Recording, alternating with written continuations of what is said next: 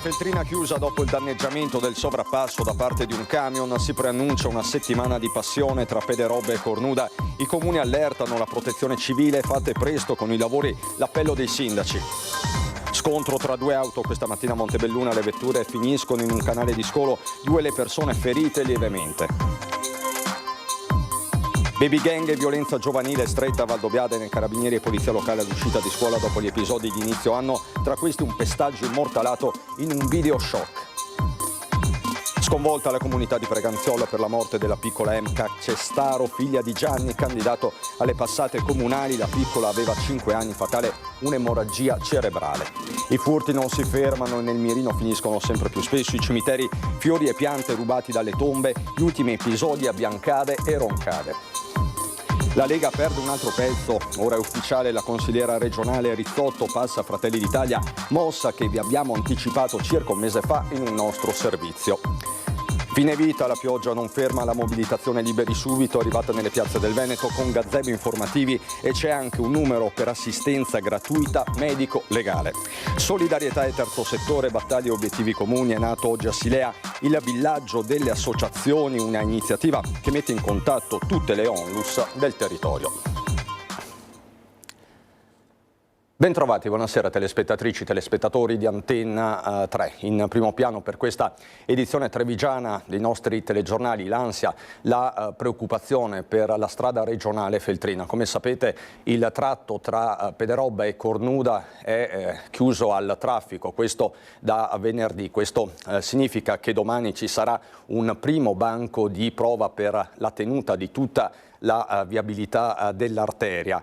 Tra l'altro è stata mobilitata la protezione civile, quindi un disagio tutto da decifrare. Si calcolano comunque 20.000 veicoli in più sulle strade interne, proprio tra Pederobba e Cornuda. Da qui l'appello di queste ore urgente a Veneto Strade da parte dei sindaci della zona e non mancano soprattutto da Pederobba delle forti note polemiche. Sarà un disastro perché ciò che ho visto in questi giorni mi dà l'idea di cosa potrà succedere domani, che è lunedì. Questo porterà un traffico insopportabile per le frazioni di Onigo e Cornuda e faccio un appello a Veneto Strade che intervenga nel più breve tempo possibile. Rischiamo di trovarci veramente intasati. Cercheremo di mettere in piedi quelle soluzioni che possiamo fare come comune, perché gestire una mole del traffico del genere è abbastanza difficile. Quindi adesso ragioneremo assieme anche alle forze dell'ordine e volontari su cosa sia meglio fare. La classica quiete prima della tempesta, questo è il clima tra Cornuda e Pederobba all'inizio di una settimana che si preannuncia di passione, con un pezzo di Feltrina chiuso dopo l'incidente di venerdì, quando un tir che procedeva sulla sottostante strada provinciale covolese ha urtato le travi del cavalcavia. Tratto chiuso, careggiate vuote, sono scattate le deviazioni in attesa che il ponte venga puntellato. Gli stessi navigatori satellitari consigliano la viabilità secondaria, Pederobba, Cornuda, ma anche Crocetta del Montello e Biadene. Il banco di prova con il via della settimana lavorativa che proseguirà con gli spostamenti per Pasqua, soprattutto in direzione della montagna. Un dato realistico è sulle 20.000 mezzi tra macchine e mezzi comunque anche pesanti, e questi sono naturalmente degli elementi che naturalmente ci portano a pensare che avremo dei grossi problemi sui centri di Onigo e di Cornuda. Lo stesso Claudio Sartor, consigliere provinciale delegato alla viabilità, è stato nelle scorse ore sul posto con il primo cittadino di Cornuda che lancia un appello. Chiediamo a Veneto Strade di potersi attivare, ma come ha già fatto, per poter riaprire almeno parzialmente la Feltrina in vista delle festività pasquali, ma anche un appello alla prudenza. Abbiamo già visto qualche piccolo incidente nelle strade interne cittadine, quindi invitiamo tutti a prestare attenzione. E questo su un'arteria già fragile, con interventi in corso ma soprattutto da fare. È una malata cronica dal punto di vista della sicurezza innanzitutto. Aggiungiamo che in questo periodo il ponte di Fener è interessato da lavori, per cui anche in questo caso ci troviamo di fronte a un traffico impazzito. Dobbiamo pensare a tutta la connessione con quel quartiere del Piave, quindi il ponte di Vidor è fondamentale in questo, perché è un'opera che diventa sempre strategica, lo vediamo proprio in questi casi in cui abbiamo magari dei problemi e la viabilità va subito in tilt. Stando a una prima tabella di marcia, solo se saranno scongiurati i problemi di staticità, il tratto dovrebbe riaprire prima di Pasqua a senso unico alternato. Nel frattempo i comuni stanno interessando i nuclei di protezione civile, ma già Tuonaturato si è perso tempo prezioso, di fatto un intero weekend. È una situazione di emergenza e quando c'è un'emergenza non ci sono sabati e domeniche che tengano. Di conseguenza gli operatori di Veneto Strade dovevano intervenire immediatamente. Purtroppo abbiamo perso 2 giorni e questo è un dramma per tutta la gente della Pedemontana Trevigiana. Staremo quindi a vedere nelle prossime ore cosa accadrà in strada regionale Feltrina. Intanto c'è da registrare un incidente questa mattina intorno alle 11 in via delle Piscine a Contea di Montebelluna, coinvolte 2 auto che dopo essersi scontrate per cause ancora da chiarire sono finite in un canale di scolo a bordo strada. Una delle vetture si è ribaltata su un fianco, ferite ma fortunatamente in modo lieve 2 persone soccorse dai sanitari del SUEM 118. Sul posto anche i vigili del fuoco che hanno provveduto a mettere in sicurezza i veicoli. Spetterà ora ai carabinieri intervenuti per i rilievi di legge ricostruire l'esatta dinamica di questo sinistro. Baby gang e violenza giovanile. Stretta a Valdobbiadene, carabinieri e polizia locale insieme all'uscita di scuola dopo gli episodi di inizio anno, e siamo in grado di mostrarvi delle immagini davvero scioccanti di un pestaggio i cui protagonisti, peraltro per buona parte minorenni, sono stati tutti identificati. Dimmi che cosa vuoi? Oh! No, basta!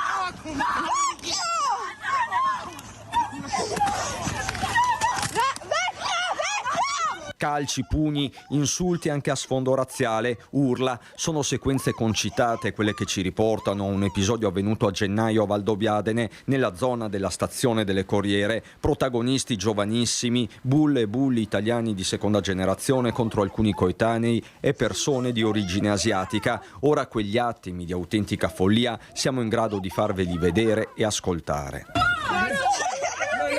Dove sta? Pinti coglione! Dimmi che cosa vuoi?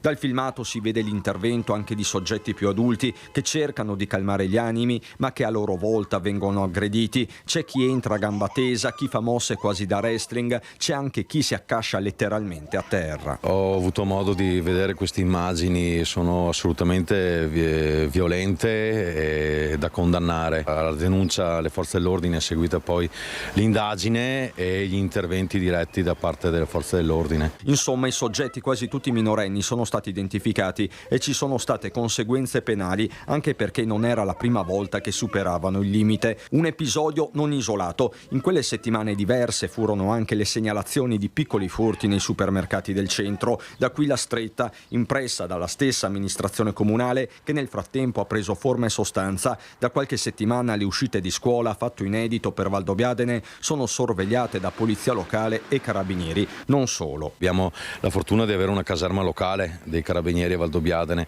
in sinergia anche con gli insegnanti e dirigenti scolastici. C'è chi opera all'interno delle scuole, quindi personale scolastico, chi all'esterno delle scuole, quindi polizia locale e carabinieri.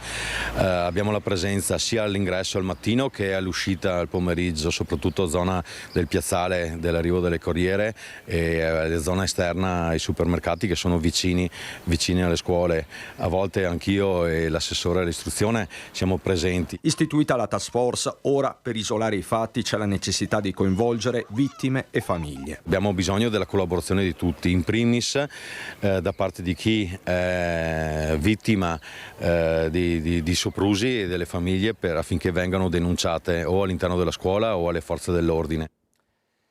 Da Valdobbiadene a Preganziola, dove la comunità è sconvolta per la morte a soli 5 anni della piccola Emca Cestaro, figlia di Gianni, già candidato alle precedenti comunali proprio a Preganziola. Un angelo volato in cielo troppo presto, il cordoglio della sindaca Stocco.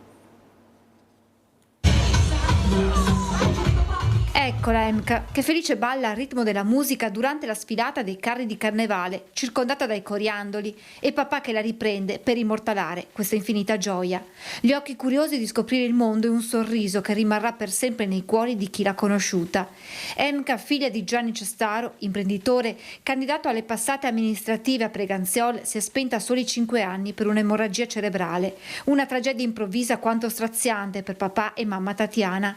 Mercoledì il malore, mentre la piccola si trovava con la madre a Pezinok, paese vicino Bratislava. Immediata la corsa in ospedale, dove è arrivato in poche ore Gianni Cestaro, partito per la Slovacchia appena appresa la notizia.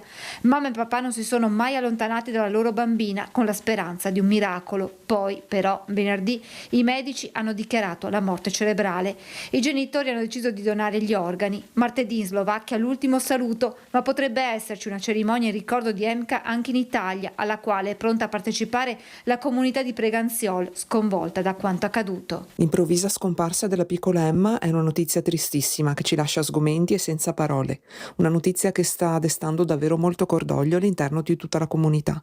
In questo momento così doloroso, a nome della cittadinanza, esprimiamo quindi vicinanza ed affetto a Gianni e alla famiglia Cestaro, con un pensiero davvero affettuoso per questo piccolo angelo volato in cielo troppo presto.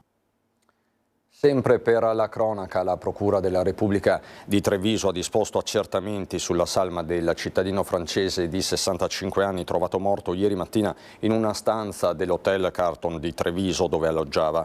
Gli inquirenti hanno escluso fin da subito il coinvolgimento di terzi, ma si vuole comunque fare luce sulle cause di questa morte. Sul corpo della 65enne non sono stati trovati segni di violenza, si tratterebbe quindi di una morte naturale. Immediato ieri mattina è stato l'allarme lanciato dai responsabili dell'hotel. Sul posto in largo Porta Altigna si sono portati gli agenti della Polizia di Stato e i sanitari del SUEM 118 che non hanno potuto fare altro che constatare il decesso di quest'uomo, appunto un uomo di 65 anni di nazionalità francese. Non si fermano i furti e nel mirino finiscono anche i cimiteri dove a sparire sono spesso fiori e piante. Gli ultimi episodi nella zona di Roncade, ma non solo. Da Casale a Gaggio a Cavriè si moltiplicano le segnalazioni di furti di fiori e piante dalle tombe nei cimiteri, persone senza scrupoli che non si fermano nemmeno davanti al dolore per la morte, sofferenza che si aggiunge ad altra sofferenza per un atto che va a violare quel semplice gesto di una compagna o di un figlio per sentirsi più vicini al familiare che non c'è più.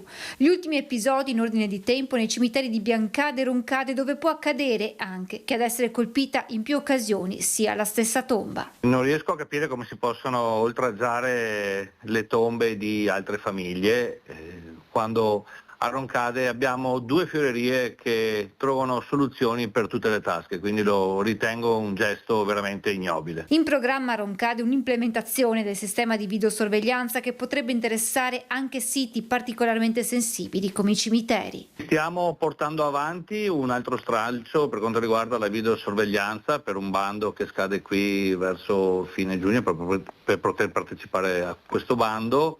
Vedremo se serve implementarla soprattutto nei parcheggi dei cimiteri. Dalla cronaca alla politica, con la Lega che perde un altro pezzo, un pezzo eccellente. Ora infatti è ufficiale, la consigliera regionale Silvia Rizzotto passa a Fratelli d'Italia, mossa che vi avevamo anticipato circa un mese fa in un nostro servizio. La comunicazione è arrivata poco dopo le 18 alle redazioni e non è indolore. La Lega ormai da tempo ha deciso di abbandonare i suoi valori che riscontro invece in Fratelli d'Italia, una delle dichiarazioni di Rizzotto, già in passato sindaca di Altivole e dal 2020 presidente della seconda commissione politiche del territorio, infrastrutture e trasporti in Consiglio regionale del Veneto a Palazzo Ferrofini.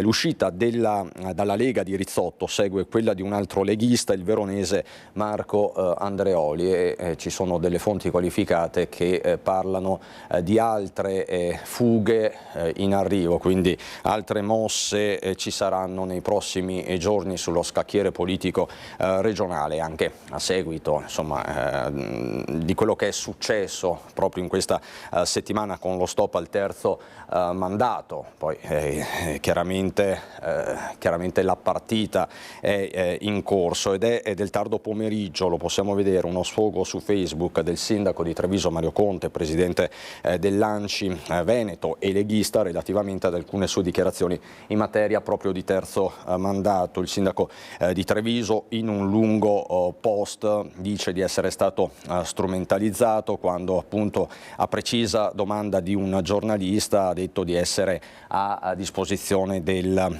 partito. Invece, scrive Conte, partendo da questa dichiarazione, c'è chi ha parlato di autocandidatura e chi ha malignato sui giornali dicendo che mi ero scavato la fossa, testuali parole. Insomma, un lungo post che nelle prossime ore sicuramente farà discutere, con appunto Mario Conte che conclude: chi amministra o fa politica ha una grande responsabilità, ascoltare i cittadini, farli tornare alle urne, visto che ormai va a votare meno della metà degli aventi diritto, dare risposte, scritto in stampatello maiuscolo. Io voglio continuare a lavorare su questo fronte, ho ancora tanto da fare, tanta strada, tanta salita. E a corredo di questo post c'è un'immagine di Mario Conte proprio in montagna, quindi chiaramente staremo a vedere le reazioni politiche delle prossime ore in una settimana già di per sé infiammata.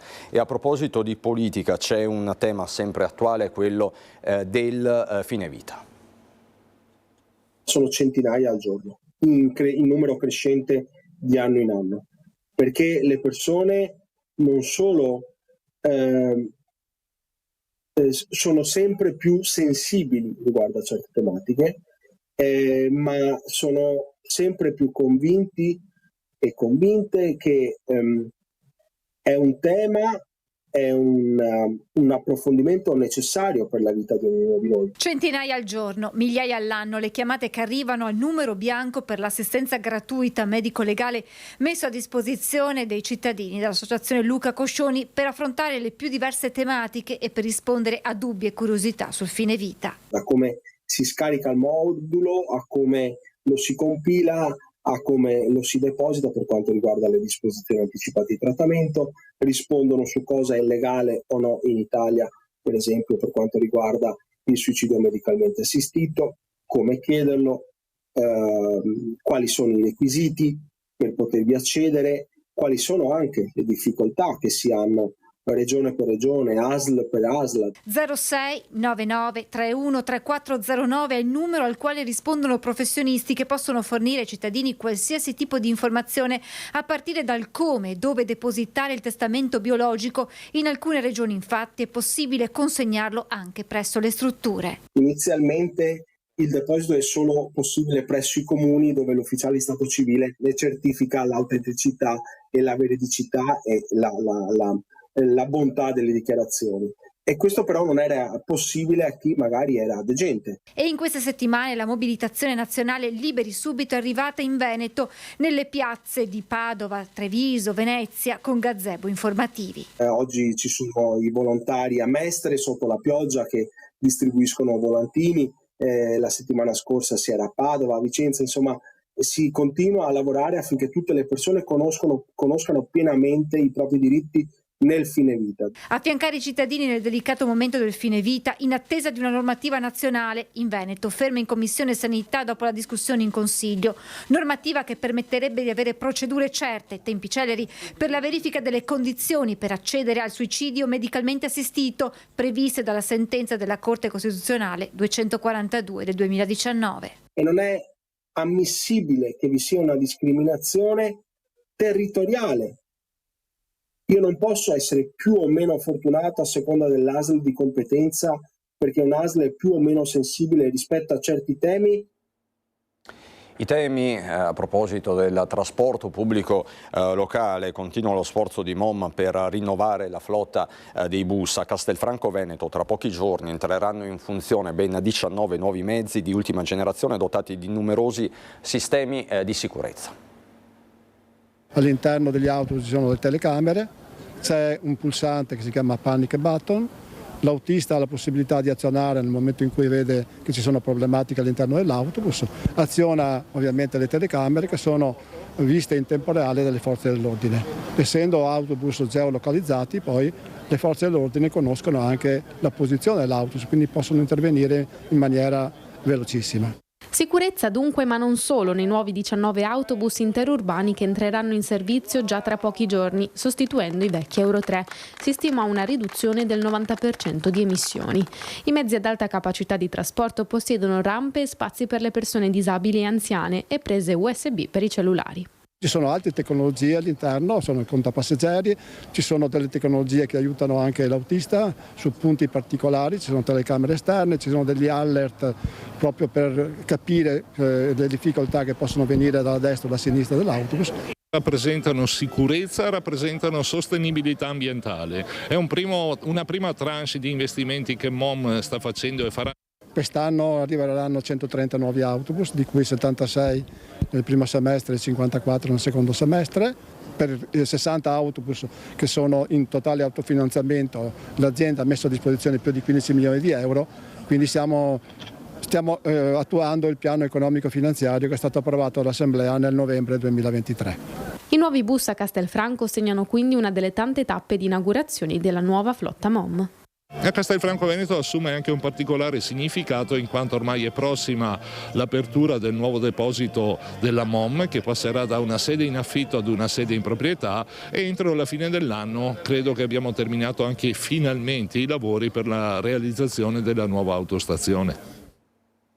La pagina dell'economia ci attende una Pasqua nuovamente di rincari anche sul fronte dei prodotti dolciari, il perché è presto detto, materie prime letteralmente alle stelle. Mancano pure nel settore dolciario diversi profili professionali. Pasqua è alle porte con un sapore dolce e amaro.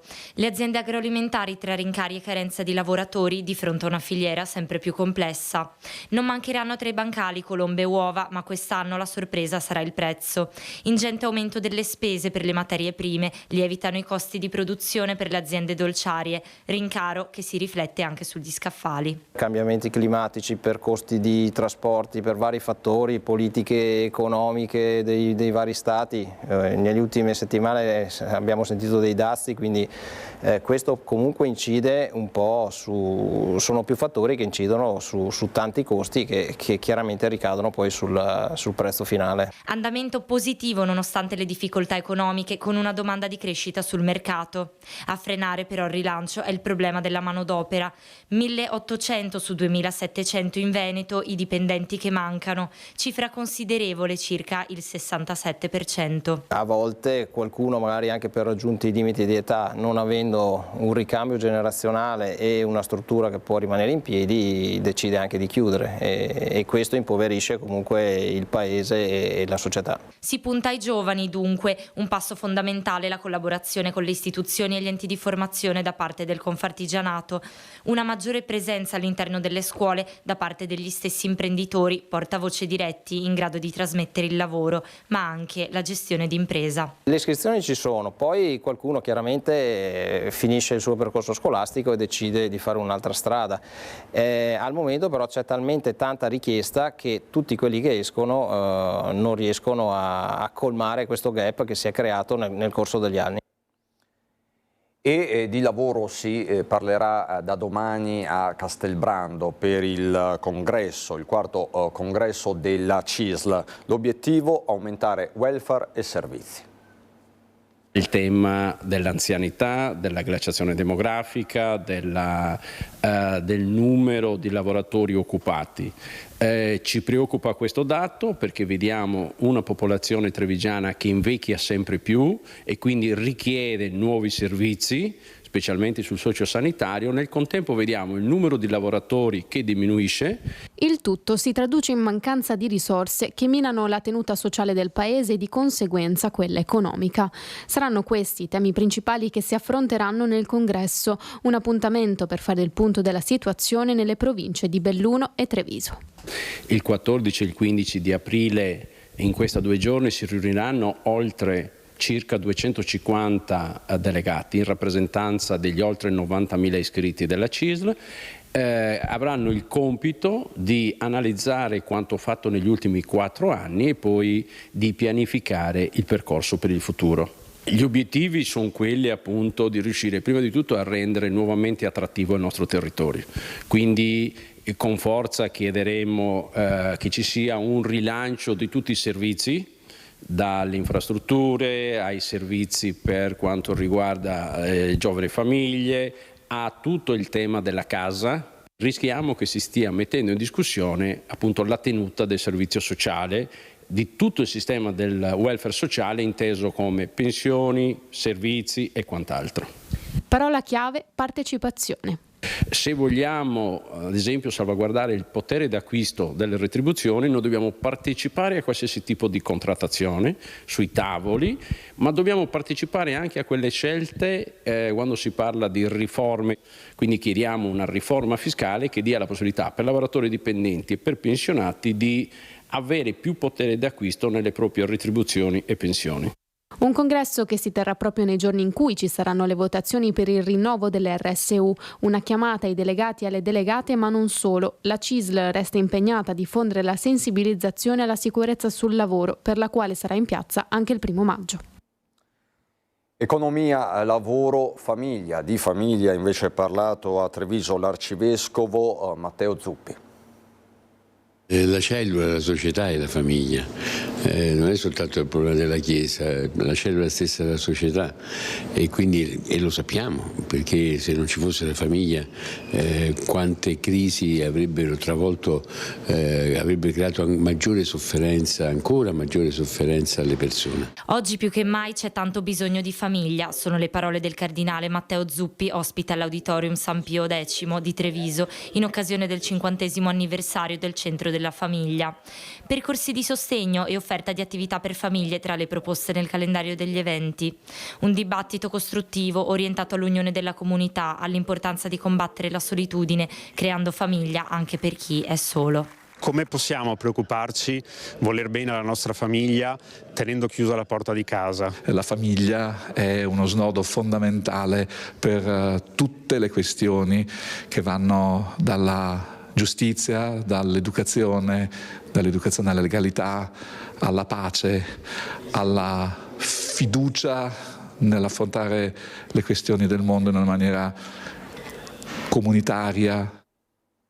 E siamo pronti a raccontarvi anche della nascita di un nuovo villaggio dedicato al terzo settore, al volontariato, ma lo faremo subito dopo la pubblicità. Vi porterò a Silea.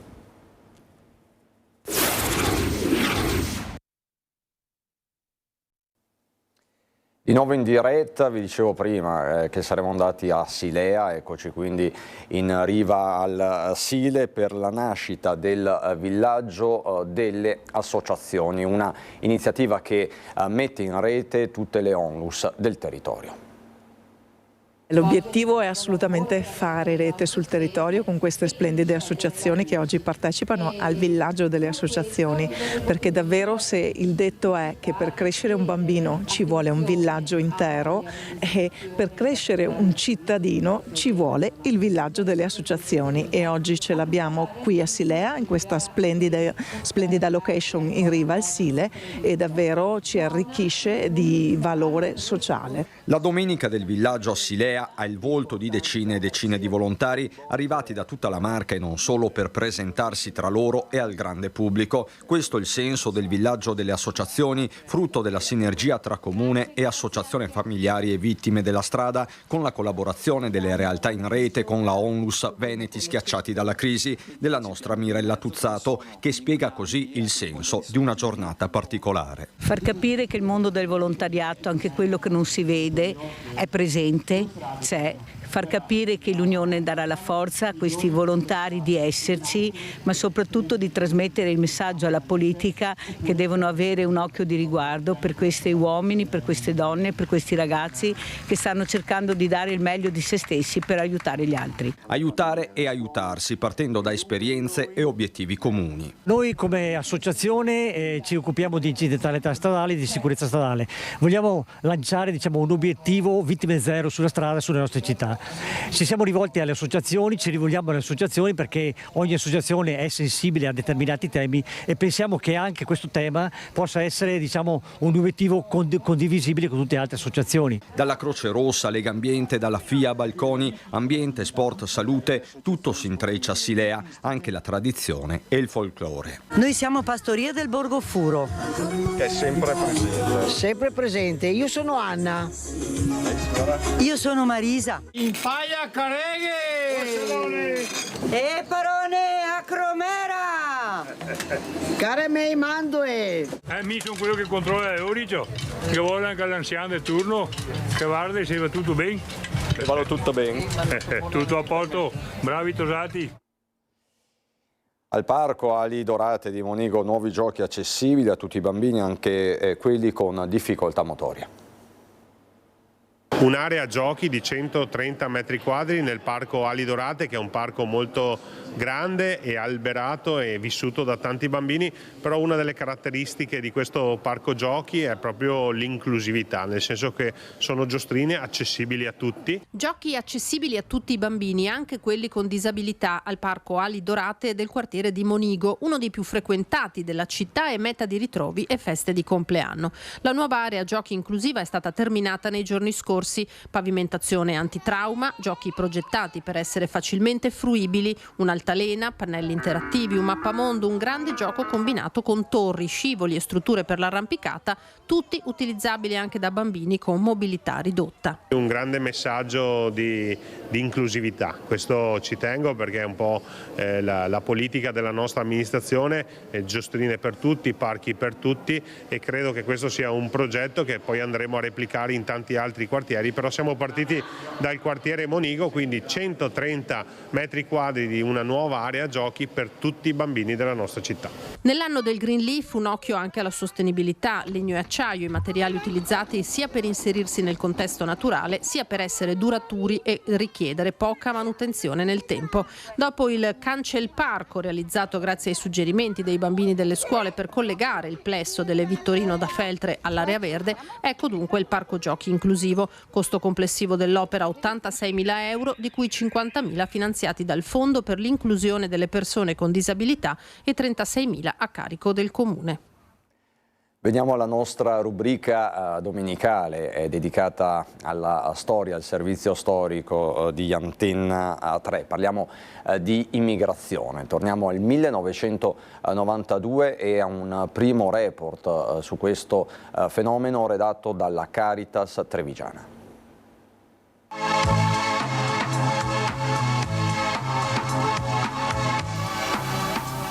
Sull'immigrazione, i problemi ad essa connessi, le istituzioni sono ancora troppo ambigue nelle loro posizioni. L'accusa di immobilismo colpevole viene dal mondo del volontariato impegnato da anni nell'accoglienza degli stranieri. Su questo pianeta ormai di ampie proporzioni, la Caritas di Treviso e Vittorio Veneto ha dalla scorsa estate approntato una fotografia illustrata stamane presso Casa Toniolo a Treviso.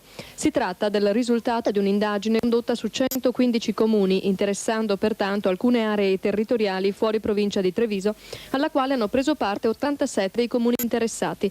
L'obiettivo era quello di avere una fotografia, anche se non perfettamente delineata e definita, di qual era la situazione nel territorio in cui abitualmente si opera. Questo per avere un dato, uno strumento, qualcosa di concreto su cui fondare la nostra azione. Il lavoro futuro riguarda essenzialmente la collezione e l'elaborazione di altri dati che abbiamo recuperato in contemporanea a questi e che sono stati forniti dai parroci dei comuni della provincia di Treviso su un questionario molto simile a quello inviato ai sindaci. Quelli che vediamo sono i risultati più evidenti emersi dalla ricerca. Sono quasi 4.000 gli stranieri del territorio indagato, 852 sono donne, i residenti 3.438. Un dato indicativo per le amministrazioni comunali e i servizi che erogano a chi risiede in loco. La provenienza degli immigrati è soprattutto dal Marocco, seguita da Senegal, Jugoslavia e Albania. Degli occupati la maggior parte fa l'operaio o il venditore ambulante. Ciò che emerge ancora è che ci sono oltre alle donne 190 bambini. Su questi valori si orienta l'attenzione del coordinamento Fratelli d'Italia, a cui oltre alla Caritas fanno capo altre 6 associazioni. Correva l'anno 1992, noi ritorniamo ai giorni nostri per vedere insieme le previsioni del tempo subito dopo la sigla. Intanto grazie per l'attenzione e buona domenica sera.